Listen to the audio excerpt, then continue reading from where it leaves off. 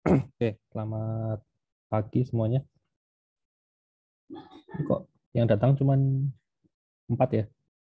Pada nggak tahu linknya ganti apa emang cuma segini ya? Oke, ya sudah kita mulai aja.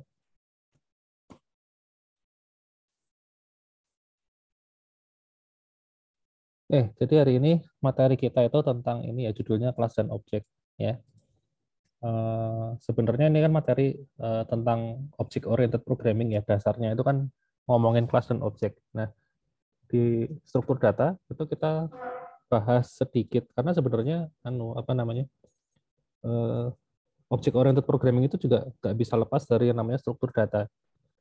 Ya, jadi di struktur data kita mempelajari dasarnya ya tentang kelas dan objek ya supaya nanti kalau belajar yang lebih lanjut ke OOP itu lebih mudah ya gitu. Oke, ya hari ini sih cuman ini aja sih tentang kelas dan objek ya. Pengantar OOP sih sebenarnya itu ya gitu. Jadi kadang-kadang tuh banyak yang masih bingung ya bedanya kelas sama objek itu apa sih gitu loh. Sebagian mikir oh, itu sama aja ya kelas dan objek sebenarnya berbeda ya meskipun apa ya istilahnya ya satu kesatuan ya sebenarnya kelas dan objek itu satu kesatuan itu tapi sebenarnya posisinya berbeda ya gitu. Oke, ini agendanya ya. Oh, ini sebelum masuk ke OOP apa namanya kita review dikit ya tentang pemrograman terstruktur atau prosedural ya. Jadi kan sebenarnya programming itu kan ada dua jenis yang paling utama ya. Sebenarnya jenisnya banyak, tapi yang dibahas itu selalu hanya dua macam, yaitu pemrograman terstruktur ya atau istilahnya prosedural dan yang berbasis objek ya, berorientasi objek ya. Jadi ada dua macam itu. Nah, pemrograman terstruktur atau prosedural itu modelnya itu adalah eh, kode programnya itu sekuensial ya. Jadi baris demi baris itu dieksekusi satu persatu ya. Jadi misalnya kalian punya program ya ada 100 baris program gitu ya dieksekusinya mulai dari baris pertama, kedua, ketiga, keempat dan seterusnya ya sampai baris ke 100 terus selesai ya gitu. Itu kalau prosedural ya. Terus kemudian yang namanya program itu selalu dimulai dari fungsi utama atau istilahnya fungsi main-nya ya. Gitu. Kalau di Python mungkin kita belajar selama ini nggak pakai fungsi main ya. Tapi kalau di bahasa pemrograman yang lain itu kita harus bikin yang namanya fungsi main ya. Gitu. Sebentar nih kok ada notif saya matikan dulu. Oke. Jadi misalnya gini ya, saya tunjukin pakai VS Code ya. Jadi kalau kita pakai Python kan ya biasanya memang langsung aja ya. Misalnya saya punya A nilainya 10, B 20, lalu saya print ya A plus B. Nah, kayak gini. Bisa kan ya di Python. Nah, tapi kalau di bahasa pemrograman yang lain itu nggak bisa seperti ini ya. Jadi perintah ya atau kode program itu nggak bisa langsung ditaruh begitu aja tanpa ada fungsi ya. Jadi kita harus bikin fungsi ya. Ibaratnya kalau di Python berarti kita harus bikin fungsi namanya main gitu ya. Nah, kemudian di dalamnya baru kita tulis kayak tadi ya. Nah, nah seperti ini baru bisa ya. Jadi nanti kalau misalnya ada banyak fungsi ya, fungsi cetak ya, fungsinya print, hello world ya misalnya. Terus ada fungsi yang lain lagi, fungsi halo ya, fungsinya ngeprint selamat pagi gitu ya. Nah, ini ketika program ini dijalankan itu nanti yang dijalankan adalah fungsi yang bernama main ya, yaitu yang ini. Ya, itu kalau di bahasa pemrograman yang lain ya. Itu kalau di Python itu kalau Python modelnya nggak seperti ini ya, nggak pakai fungsi main tapi langsung ditulis aja di apa namanya? Di bagian yang mepet paling kiri ya. Jadi kalau kayak gini dijalanin di Python itu nggak ada yang jalan malah ya. Kecuali saya panggil di sini ada mainnya saya panggil. Nah, ini baru jalan ya. Fungsi main dipanggil gitu atau ini cetak gitu atau halo ya. Nah, kalau di Python ini baru dijalankan gitu. Ya, memang agak berbeda sih. Gitu. Jadi kalau yang ini dimulai dari program utama, main ini hanya berlaku kalau bahasanya pakai misalnya C++ Java itu ya. Ada fungsi mainnya, tapi kalau di Python dia urut dari atas ya. Dari atas yang perintahnya tuh mepet paling kiri ya. Indentasinya tuh paling mepet paling kiri gitu. Ini kan indentasinya ya memang deklarasi fungsinya anu ya, mepet ke kiri, tapi kan perintah programnya kan dia nggak mepet kiri ya, dia tab satu kali. Artinya perintah print hello world ini dia merupakan bagian dari fungsi cetak ya. Fungsi cetak ini nggak akan jalan kalau nggak dipanggil gitu. Ya ini dipanggilnya di sini ya gitu. Itu kemudian eh, kalau di pemrograman prosedural itu namanya program itu ya hanya ini aja sekedar langkah-langkah aja ya. Kita punya data ya inputan gitu, terus ada algoritmanya, ya udah terus diselesaikan gitu ya. Jadi kayak kalau kalian baca buku manual ya, kalau kalian misalnya beli beli apa ya barang elektronik itu kan ada buku manualnya ya.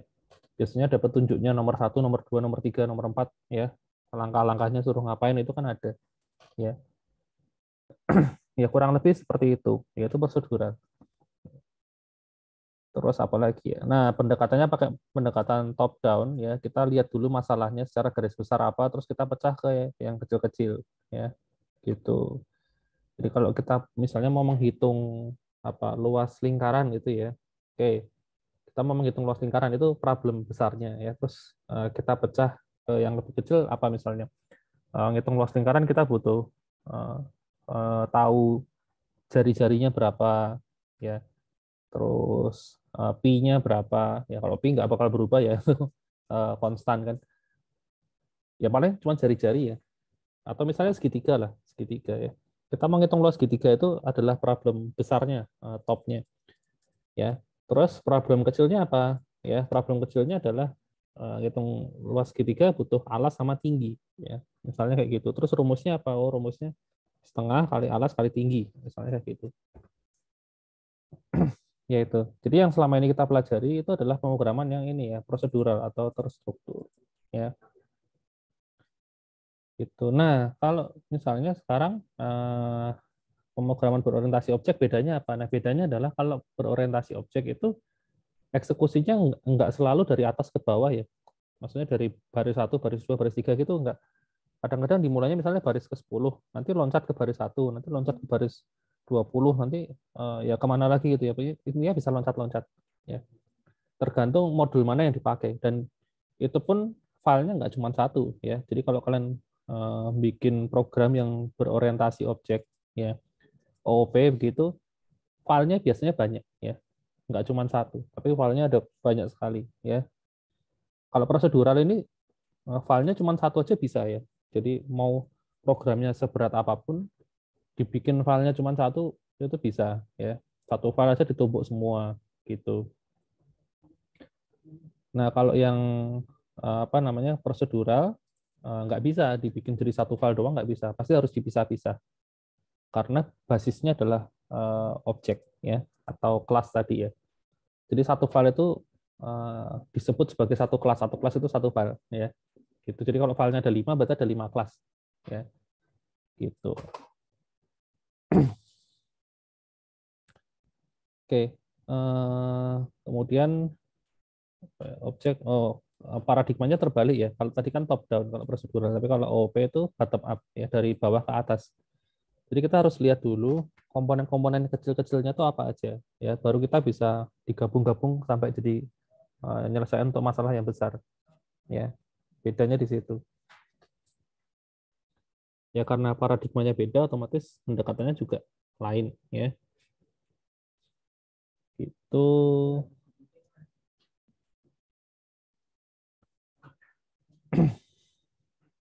oke, misalnya ini ini contoh yang saya contoh yang tadi ya, menghitung luas segitiga lingkaran persegi persegi panjang ya.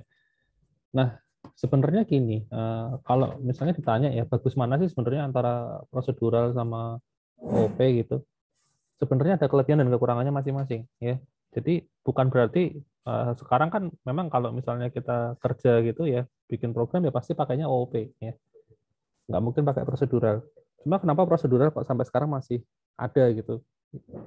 Kok nggak ditinggalin aja? Nah, kalau misalnya kalian nanti akhirnya kalian bikin sebuah program yang ternyata hanya singkat, gitu, maksudnya nggak kompleks ya, programnya sederhana, ya, itu akan lebih gampang kalau dibikin pakai prosedural. Ya.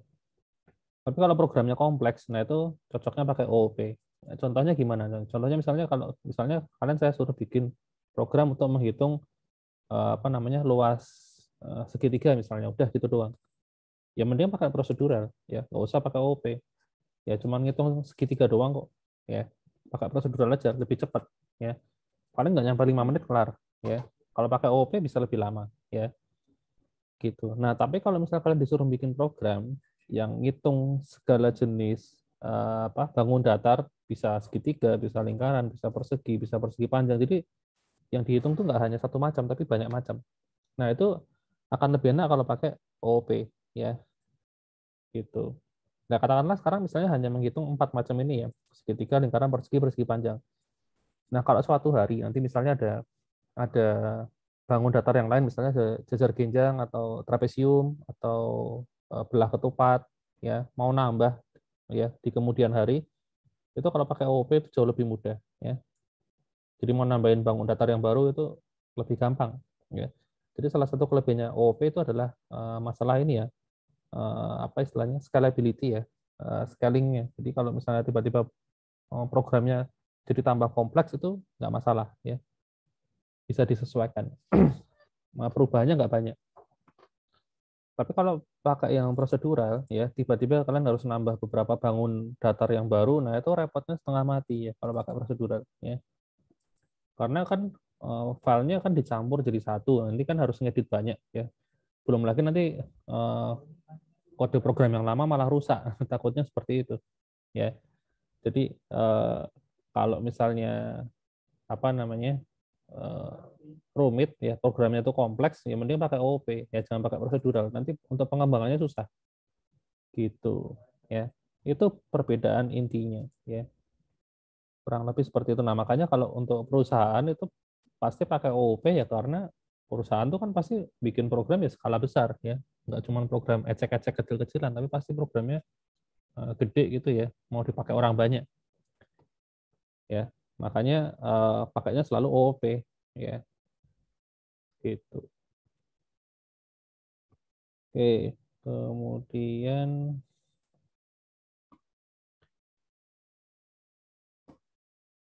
koleksi. Oh, ini contoh kasusnya ya. Rekening ya, rekening tabungan ya.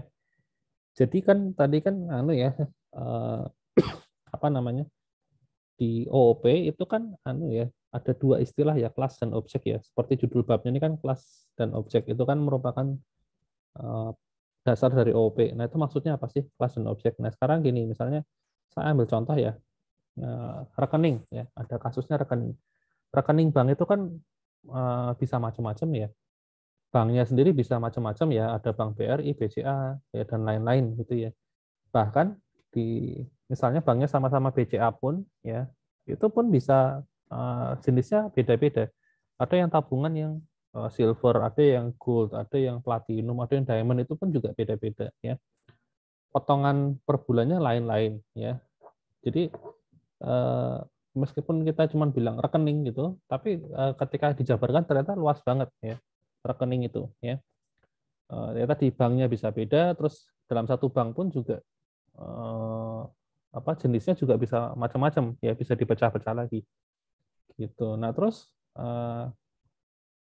apa namanya hubungannya apa gitu sama kelas dan objek. Nah, jadi gini ya ketika kita bilang apa namanya kita mau nyimpan data rekening ya nyimpan data rekening dan kebetulan di sistem kita misalnya kita mau bikin ini ya e-commerce ya e-commerce itu kan bisa bayar pakai bank macam-macam ya kan bisa bayar pakai bank macam-macam jadi e-commerce bisa terhubung dengan rekening bank misalnya gitu ya nah yang namanya rekening bank meskipun banknya beda-beda tapi kan mereka tuh pasti punya persamaan ya sama-sama rekening gitu kan pasti ada persamaannya ya. Persamaannya apa pertama pasti ada yang namanya nomor rekening ya rekening itu pasti punya nomor rekening ya apapun banknya pasti ada, meskipun formatnya lain-lain ya. Ada yang mungkin cuma 5 digit, ada yang 10 digit, ada yang 15 ya, beda-beda, tapi pasti selalu punya nomor rekening ya. Uang nyatanya kan kita bisa transfer antar bank ya. Jadi dari bank A ke bank B itu bisa, ya tinggal sebutin nomor rekeningnya aja. Paling sama kode banknya ya, bisa transfer. Karena sama-sama punya nomor rekening ya, itu yang pertama. Ya, yang kedua adalah nama pemilik, ya itu pasti ada ya, atau nama nasabah ya. Nama nasabahnya siapa itu pasti ada. Terus yang ketiga adalah saldo, itu juga pasti ada ya, atribut saldo ya. Dan yang terakhir adalah daftar transaksi, itu juga pasti ada ya di tiap rekening ya. Empat ini pasti semua rekening pasti punya ya. Di luar ini belum tentu, kayak misalnya tadi ya ada, misalnya ada pakai pakai bank X gitu ya, itu yang tabungan yang platinum katakanlah ya. Kalau kita beli tiket pesawat itu diskon 50%, misalnya kayak gitu ya. Ya itu kan anu ya, sudah sangat spesifik ya. Tidak tidak semua rekening punya seperti itu. Makanya nggak kita masukkan ya. Yang kita masukkan adalah hal-hal yang umum aja ya, yang dimiliki oleh semua jenis rekening. Itu pasti ada empat ini ya. Gitu. Jadi di sini ada empat rekening ya. Di tiap rekening ada empat atribut ya, yang dimiliki oleh semuanya gitu. Jadi ya tadi saya bilang ya, meskipun nomor rekening formatnya beda-beda, terus ya daftar transaksi juga mungkin formatnya lain, tapi kan itu semuanya selalu ada ya. Jadi setiap apa data ini, setiap record itu punya, ini istilahnya atribut ya. Rekening, nama, saldo itu adalah atribut ya. Atribut. Jadi keempat rekening ini punya atribut yang sama ya. Cara kerjanya juga sama. Nah, jadi dari keempat record ini ya, kita bisa bikin template-nya ya. Bahwa yang namanya rekening itu wajib punya nomor rekening, nama pemilik ya, terus saldonya sama daftar transaksi. Ya, kita bisa bikin template-nya. Nah, template itulah yang kita sebut sebagai kelas ya. Gitu. Jadi kelas itu adalah template ya. Apa sih yang dimiliki oleh semua record ini? Gitu. Itu namanya kelas. Ya, kita bisa bikin template-nya. Nah, kemudian kalau objek itu apa? Nah, kalau objek itu adalah ini. Sebenarnya objek itu adalah satu record ini itu adalah satu objek. Jadi di sini sendiri sudah ada 4 objek sebenarnya ya. Jadi ini objek yang pertama ya. Ini namanya Bambang, ini objek pertama. Terus yang kedua ini namanya Inem, ini objek kedua. Terus Tejo ini objek ketiga, sama Surti ini objek keempat ya. Jadi kalau objek itu malah ini ya, objek itu adalah datanya yang sudah real ya, yang sudah asli, yang isinya sudah ada macam-macam ya, sudah ada ya atributnya sudah ada isinya. Ya, itu namanya objek. Tapi kalau kelas itu sebenarnya hanyalah sebuah template, template dari sebuah objek. Nah, jadi kalau dari keempat objek ini kita bisa bikin kelasnya seperti ini ya. Nah, ini. Jadi namanya rekening itu pasti punya nomor rekening, nama pemilik ya, atau nasabahnya namanya, terus saldonya sama daftar transaksi ya. Itu. Ini atributnya ada 4 ini. Nah, yang namanya kelas itu selain punya atribut juga punya fungsi ya. Jadi di rekening ini kita bisa ngapain aja sih? Gitu.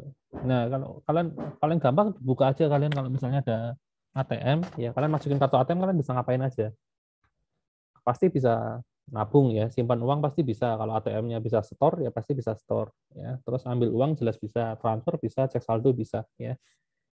Gitu. Buka rekening sama tutup rekening ini harus ke banknya ya, tapi kan bisa juga sebenarnya rekening itu dibuka sama ditutup ya.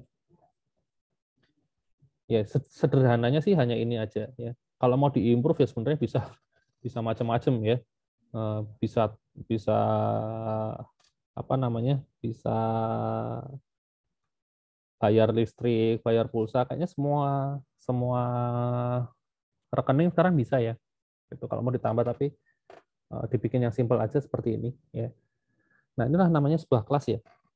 Ini ada atributnya, ini namanya atribut ya.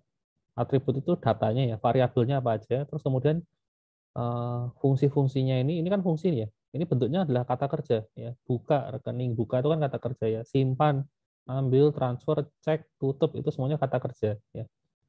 Itu namanya function atau method ya. Gitu. Inilah yang disebut sebagai kelas ya. Nah, dari kelas ini ya kita bisa bikin objeknya ya. Ini objek pertama tadi ya, Bambang ya, nomor rekeningnya sekian, saldonya 100 juta. Daftar transaksinya ya silahkan diisi sendiri ya, bentuknya list, misalnya ada setor, setor, transfer, dan seterusnya ya, gitu. Jadi ini ya, dari sebuah kelas ini ya, ini kelas yang dibikin tadi, kita bisa bikin objeknya ya. Ini objek yang pertama, ini objek yang kedua ya, gitu. Nah, proses pembuatan objek ya dari sebuah kelas, jadi kita punya kelas kan, kita bikin objek. Nah, itu disebut sebagai instansiasi ya, instantiation ya, instansiasi ya bahasa Indonesianya ya, bahasa Inggrisnya instantiation ya. Itu proses proses membuat kelas menjadi sebuah objek ya. Jadi kita punya template, terus kita bikin produknya seperti ini. Yaitu ibaratkan kayak kita misalnya punya file, terus kita print. Ini printan yang pertama, ini printan yang kedua ya. Nah, kayak gitu di print. Kalau mau ngeprint lagi bisa nggak bisa gitu. Jadi dari sebuah kelas kita bisa bikin objeknya berapapun. Mau 100 objek, mau 1000 objek, mau 1 juta objek pun bisa ya, selama komputernya kuat ya. Gitu.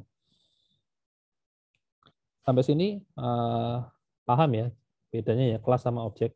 Jadi kelas itu adalah template ya. Sedangkan objek itu adalah ya apa namanya? Bentuk nyatanya ya, hasil dari ininya, cetakan dari sebuah kelasnya. Ya datanya itu sendiri ya, itu objek. Jadi kalau kita punya program ya, terus programnya dijalanin, ya sebenarnya itu nanti bentuknya semuanya objek ya. Objek-objek yang sudah ada bentuknya itu objek ya.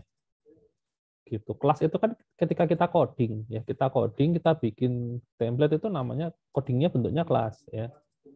Tapi ketika program nanti sudah di-run, dijalankan gitu, semuanya akan berubah jadi objek ya. Gitu. Ya, kelasnya udah nggak diapa-apain. Kelas kan nggak bisa dipakai ya, ini kan cuma template ya. Ibaratkan kalian punya file ya, file dokumen gitu ya. Ya bentuknya file doang gitu. Bisa nggak dibaca orang? Ya nggak bisa, harus di-print dulu kan. Gitu. Misalnya ya kayak gitu ibaratnya. Nah, ini contohnya lagi. Oh ya, ini contoh anu ya. Misalnya kita punya 3 objek. Ini objek pertama, objek kedua, objek ketiga. Namanya objek kan nggak hanya bisa ini ya, tidak hanya bisa apa namanya punya atribut doang, tapi bisa punya metode ya. Nah di situ ada contohnya objeknya ini objeknya sama ya, tiga-tiganya ini. Jadi objeknya itu nomor rekeningnya sekian, namanya Teddy ya. Jadi pertama-tama dia setor ya, setoran awal 500.000 ya. Maka saldonya akan berubah jadi 500 ya, nambah. Awalnya kan pasti 0 ya. Ketika kalian buka rekening ya defaultnya 0 ya pasti ya. Oke. Terus kemudian apa namanya? Berikutnya ambil uang 100. Jadi dari 500.000 tadi oh sorry, saldo awal tuh 500 tuh di luar ini ya. Terus dia nyimpan lagi 700.000, berarti kan jadi 1,2 ya. Ini berubahnya di sini. Nah, terus kemudian ambil uang 100 ya, dari 1,2 dikurangi 100 jadi 1,1 ya. Nah, terus kita cek saldo di print ya 1,1. Ya, itu contoh step-stepnya ya. Contohnya seperti itu. Gitu. Jadi yang namanya objek itu nggak hanya bisa punya ini doang ya, atribut-atribut, tapi bisa juga kita lakukan sesuatu ke objek itu ya. Ya kalau rekening kita bisa simpan uang, bisa ambil uang, bisa cek saldo ya. Itu yang paling simpel. Terus oke, itu tentang kelas dan objek. Mungkin ada yang mau ditanyain dulu sebelum saya lanjut.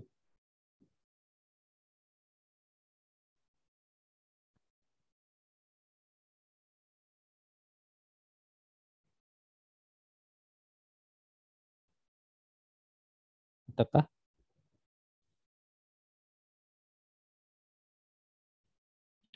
Sepertinya belum, Pak. Oke, tidak ada. Oke, masih cukup jelas ya. Nah, itu tentang kelas dan objek ya. Intinya seperti itu ya. Kalau nggak ada pertanyaan, saya lanjut ya. Jadi OOP sendiri itu ada apanya ya istilahnya ya, komponen dasarnya ya, konsepnya. Jadi ini sih teori banget sih kalau yang ini. Ya, jadi yang namanya OOP itu ada empat istilahnya empat pilar gitu ya, empat komponen utama penyusun OOP. Jadi kalau salah satu komponen nggak ada, sebenarnya itu bukan OOP gitu.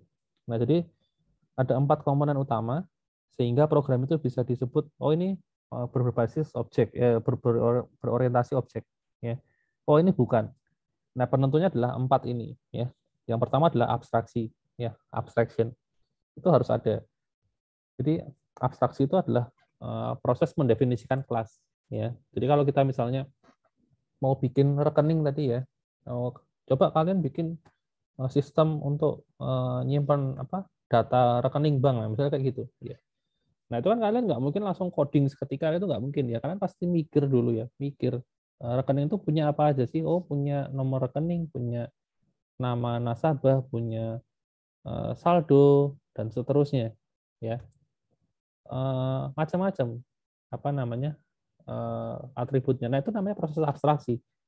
Abstraksi itu ya proses mikir itu tadi ya. Ketika kalian berpikir dan menuangkan itu dalam bentuk kelas itu namanya abstraksi, ya gitu. Ya ini proses pendefinisian kelas, ya itu namanya abstraksi. Ya itu pasti ada ya. Kalau OP kan harus ada kelasnya ya, gitu. Itu yang pertama adalah abstraksi ya. Jadi proses berpikir sehingga nanti outputnya adalah berupa oh ini kelasnya ini, atributnya ini, metodenya ini. Nah, itu adalah namanya abstraksi. Terus yang kedua adalah enkapsulasi. Nah, yang ini yang kita belum bahas sih ya. Kecuali kalau kita sudah masuk lebih dalam tentang OOP, kita baru bisa tahu yang namanya abstraksi itu apa. Kalau sekarang sih saya jelasin terus terang agak susah ya. Enkapsulasi ya.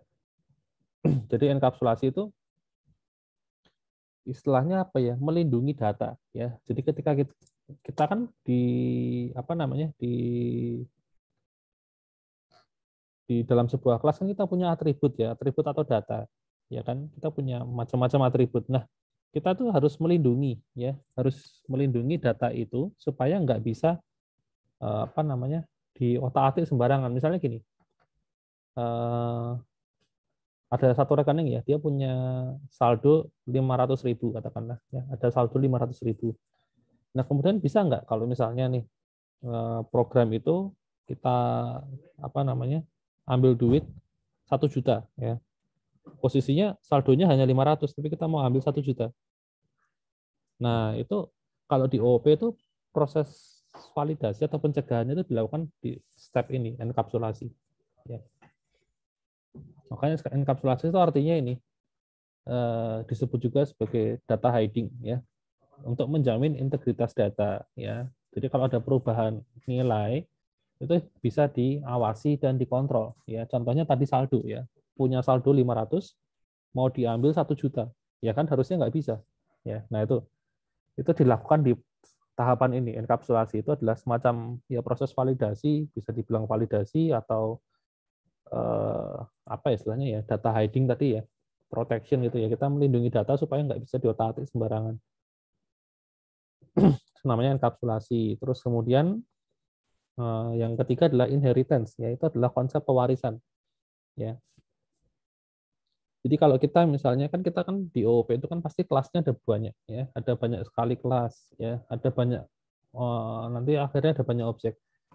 Nah itu kan kita harus bikin hierarkinya ya. Nggak mungkin semua kelas itu benar-benar unik, itu hampir nggak mungkin. Ya pasti ada kelas-kelas yang mirip-mirip ya.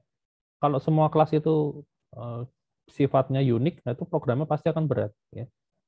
Dan kayaknya sih nggak mungkin seperti itu. Ada beberapa kelas yang bisa diringkas, itu pasti sih seperti itu ya. Contohnya yang contoh di awal tadi ya. Nah misalnya ini ada empat kelas ya, kelas segitiga, kelas lingkaran, kelas persegi, sama kelas persegi panjang ya. Misalnya gitu. Jadi ada empat macam kelas ya. Kalau kita abstraksikan harusnya jadi 4 ya. Segitiga, lingkaran, persegi, persegi panjang. Nah, kalau saya tanya apakah 4 kelas ini benar-benar berbeda atau ada persamaannya? Nah, kira-kira jawabannya apa? Jawabannya kalau saya ya, menurut teori ya saya jawab yang langsung benernya aja, pasti ada persamaannya. Persamaan yang paling gampang apa ya? Kan mereka berempat ini sama-sama bangun datar ya. Ini bangun datar gitu loh. Pasti ada persamaannya, yaitu apa? Punya luas dan keliling, ya. Nah itu, ya. Jadi segitiga, lingkaran, persegi sama persegi panjang itu pasti semuanya punya luas, ya, dan punya keliling. Itu persamaannya, gitu.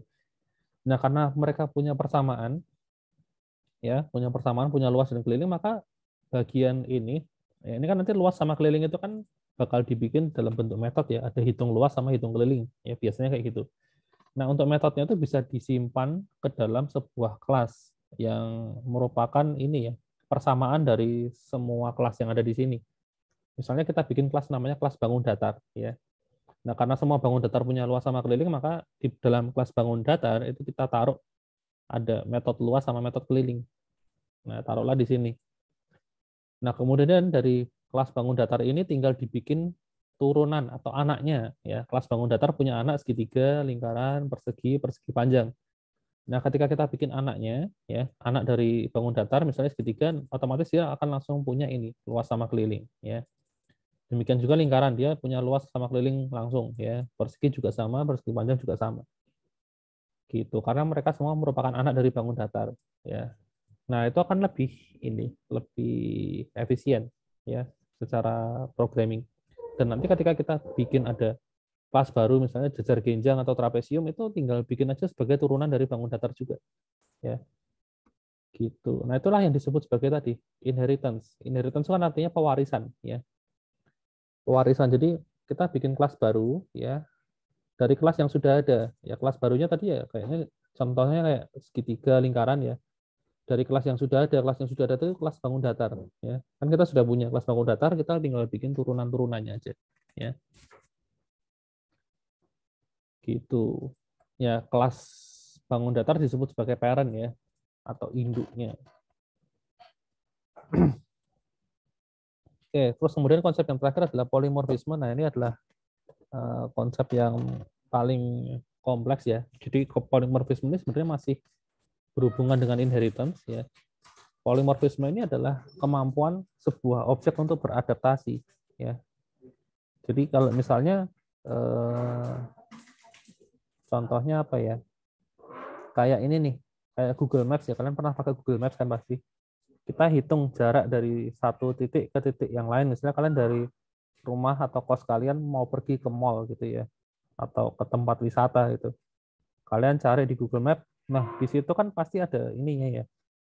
Ketika keluar jalurnya itu kan nanti ada pilihannya. Ini mau naik pakai motor atau naik pakai mobil atau naik pakai sepeda atau jalan kaki gitu kan, ada pilihannya kan. Nah, itu kan anu ya, apa namanya, sepeda, mobil, motor, terus jalan kaki itu kan di dalam itu, di balik Google Maps itu kan pasti akan dibikin sebagai sebuah kelas yang beda-beda. Ada kelas mobil, ada kelas sepeda motor, ada kelas sepeda, ada kelas jalan kaki misalnya gitu, ya.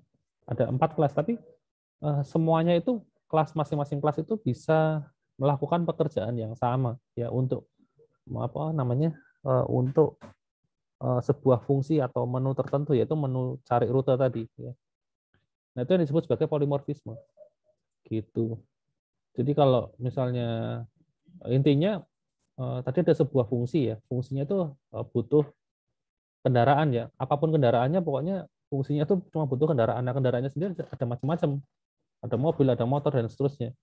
Nah, jadi gimana caranya supaya fungsi ya tadi yang hanya menerima parameter tipenya kendaraan, ya, bisa dikirimi parameter-parameter yang bukan kendaraan, ya, bukan kelas kendaraan tapi kelasnya kelas motor, kelas mobil, nah kayak gitu, ya. Mungkin kalau saya jelasin agak susah juga, ya, karena di Python ini nggak ada tipe data, ya. Apapun bisa diterima, ya, maksudnya ketika saya punya fungsi, ya, fungsi apa, hitung jarak itu misalnya, ya, itu kan di sini menerima kendaraan. Nah, kendaraan ini kan bisa dikirimin apapun, bisa, ya, ditaruh sini bisa, karena di sini kan nggak ada tipe data. Jadi konsep polimorfismenya saya agak bingung menjelaskannya. Tapi kalau di bahasa yang lain itu, ya, ada yang namanya tipe data, misalnya kendaraan, ya. Nah, ada tipe data kendaraan, misalnya gitu, ya. Nah, padahal ngirimnya itu kita bukan ngirim tipe kendaraan, tapi ngirimnya ngirim motor, ngirim mobil. Nah, itu caranya gimana? Ya. Kan soalnya kan defaultnya kan kita nggak bisa ya ngirim beda tipe ya. Misalnya contohnya misalnya saya punya metode hitung ya, dia parameternya misalnya harus integer ya.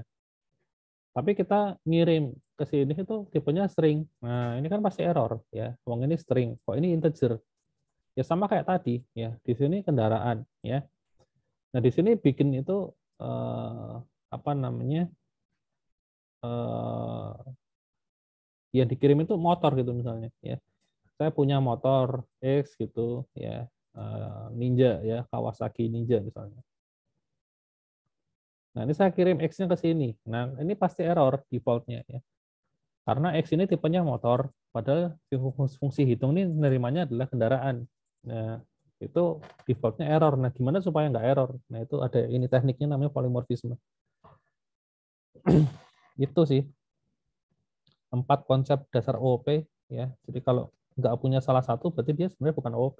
Ya, programnya hanya program prosedural aja atau ya setengah-setengah ya, setengah OOP ya dibilang OOP, ya bukan. Kalau dibilang prosedural juga juga enggak. Ya, oke. Random question. Misalnya dari ini contoh kasus aja ya. Misalnya AC gitu ya, suruh bikin kelasnya ya.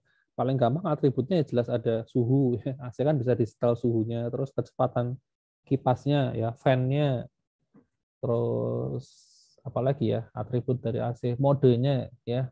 Kan modenya ada yang mode dingin, ada yang mode panas, ada yang mode angin doang ya. Dan seterusnya. Kalau fungsi-fungsinya ya naikkan suhu, turunkan suhu, naikin kipas, turunin kipas ya kayak gitu ya. Oke, mungkin saya skip aja ya. Berikutnya apa ini? Oh, ini registrasi mata kuliah, skip aja lah. Langsung ke sini. Nah, ini contoh implementasinya. Jadi kan tadi kan ini ya punya kelas rekening. Ini namanya kelas diagram ya, yang kotak ini. Nah, ini kan kita punya kelas kan kita bikin kelasnya ke dalam bentuk coding. Nah, hasilnya seperti ini ya. Pertama namanya kan kelas rekening. Nah, di sini ditulis kelas rekening titik dua ya. Nah, terus di sini ada namanya konstruktor ya. Konstruktor. Jadi konstruktor itu adalah proses mengisi masing-masing atribut. Ini kan nggak boleh kosong. Harus ada nilai defaultnya. Ya meskipun hanya strip atau nol itu ya nggak apa-apa, tapi harus diisi. Jangan berisi nol kalau bisa ya. Jadi ya ini waktu bikin ya tinggal di set aja nomor rekening, isinya nomor rekening yang dikirim dari sini ya, terus nama ini masuk ke sini ya, saldo awal itu masuk ke sini, daftar transaksi karena belum ada ya, jadi kita bikin list kosong gini ya, seperti itu. Oh ya, kalau kita bikin function-function dalam sebuah kelas itu parameter pertama adalah self, ini wajib ya, harus seperti ini ya. Self ini bisa kita pakai supaya kita bisa mengakses apa namanya atributnya ini di fungsi manapun gitu. Kalau nggak pakai self, misalnya cuma nomor rekening doang kita set ya, nomor rekening sama dengan nomor rekening. Nah, di sini ketika kita buka itu nilainya pasti kosong. Padahal di sini misalnya nomor rekeningnya udah di set 123. Ketika di print di sini nggak ada isinya gitu. Nah, harus pakai self ini.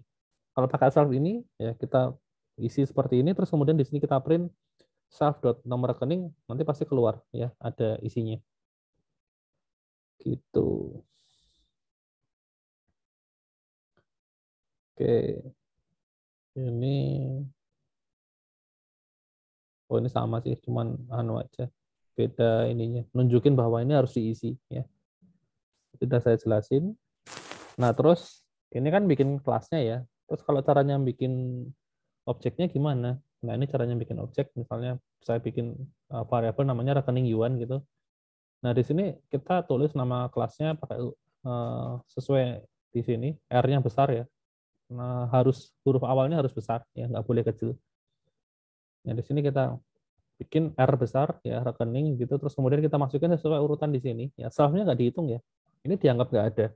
Jadi yang kita hitung hanya ini, nomor rekening, nama sama saldo ya, nomor rekening, terus ini nama sama saldo ya, ini saldonya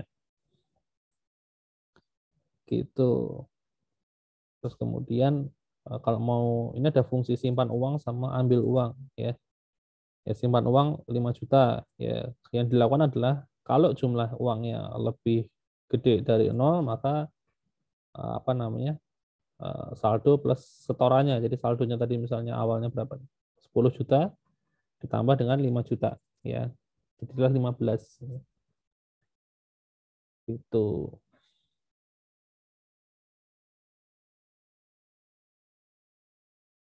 Bentar, ini jumlah tuh apa ya? Saya baru mikir. Jumlah.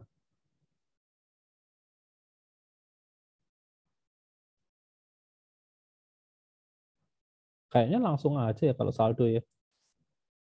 Kan saldo kan pasti nambah ya. Oh, ini nih. Ini jumlahnya maksudnya setoran nih. Setoran ini jumlah. Jumlah ini harusnya setoran. Maksudnya setoran tuh nggak boleh minus ya. Kan nggak lucu kalau kita simpan uang terus programnya masukin simpan uang minus 5 juta ya. Nah, kalau nggak diperiksa seperti ini, saldonya nanti ke minus 5 juta padahal judulnya simpan uang ya. Makanya harus dicek ya. Setorannya itu di atas nol atau enggak. Ini maksudnya setoran ya, salah tulis ya. Bukan jumlah tapi ini setoran. Setorannya kalau di atas nol ya artinya bukan negatif baru dieksekusi ya. Gitu. Kalau yang ambil uang itu pengecekannya adalah kalau misalnya jumlah penarikannya itu juga lebih besar dari nol ya, nggak minus dan jumlah saldo itu harus lebih besar dari jumlah yang mau ditarik. Jangan sampai saldonya lebih dikit, misalnya saldonya 100.000 tapi mau ditariknya 1 juta, ya itu nggak bisa. Nah kalau memenuhi dua syarat ini ya terpenuhi begitu langsung dilakukan, ya pasti nggak ada masalah, ya gitu. Oke, ini memori diagram ini nunjukin doang kalau yang namanya sebuah objek itu ini objek rekening Yuan tadi ya. Itu ada nomor rekening, ada nama, saldo, daftar transaksi itu semuanya diisi kan ini kan. Nah, kemudian ada lagi ID-nya ya. Jadi setiap objek itu punya ID ya, alamatnya di memori ya, gitu. Oke, nah nanti yang akan banyak kita bahas itu adalah tentang ini ya, abstract data type ya.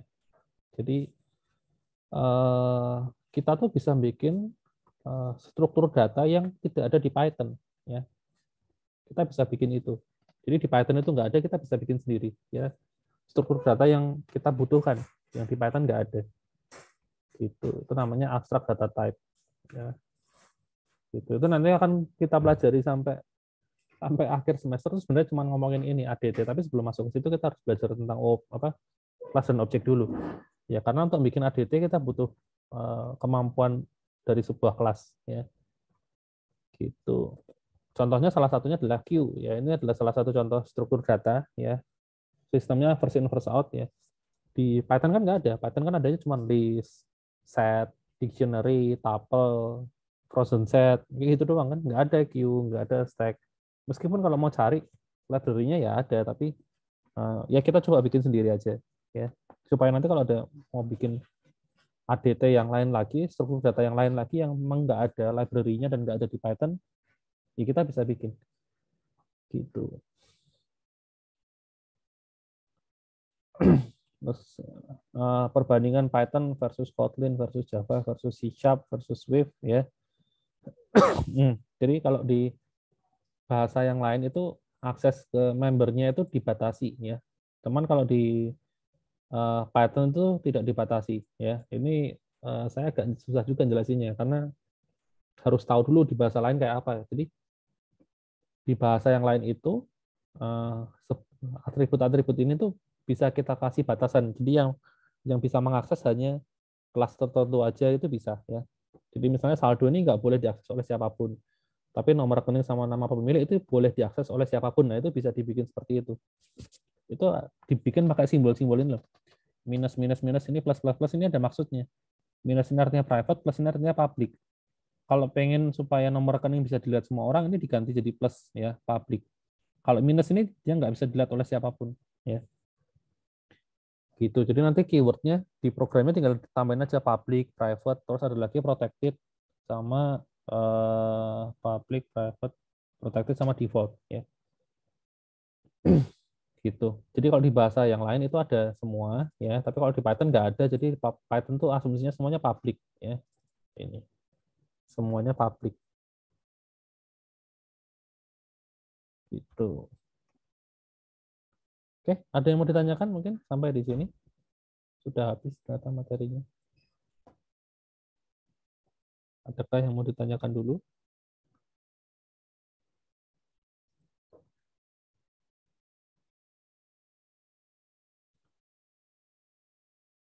Belum, Pak. Tidak ada? Oke. Ya sudah, kalau tidak ada, ya berarti kelas kita sampai di sini aja ya. Oke. Pak, Ya, Mas. presensinya belum dibuka, Pak. Masa sih? Tadi kayaknya udah. Coba saya lihat dulu. Oh, oh salah saya. Saya bikinnya malah presensi praktikum ini. Salah buka. Ntar, saya ganti dulu praktikumnya nanti berarti jam 13.30. Ya, oke, iya. Salah ternyata presensinya saya bikinnya di praktikum. Ya.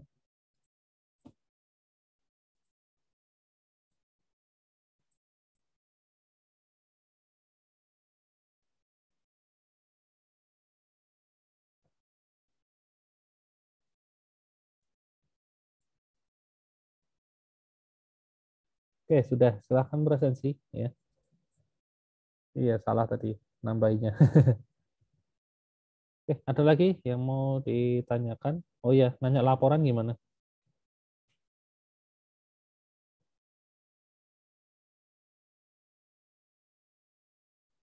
Untuk kumpulnya ada di sini. Apa namanya? Di LMS ya, di masing-masing pertemuan ya. Ini. Jadi kalau yang kemarin kan ini ya, pertemuan 4, ini praktikum ya berarti kan? Nah, ini dikumpulnya di sini ya. Nah, karena kemarin saya ininya bukanya telat jadi bisa diupload sampai malam ini. Ya, tanggal 7 jam 11.59 PM. Harusnya kan terakhir ini ya, H-1 berarti kan Minggu. Ya, gitu. Nanti dikumpul di sini. Ya, gitu.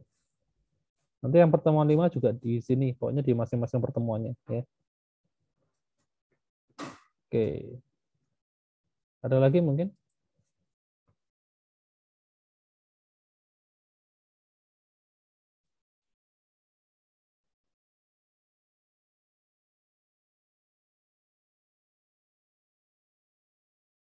Tidak ada. Oke, ya sudah kalau nggak ada sampai ketemu lagi nanti di praktikum kalau gitu ya. Oke, sampai jumpa lagi nanti saya tutup dulu kalau gitu. Thank you semuanya. Terima kasih, Pak.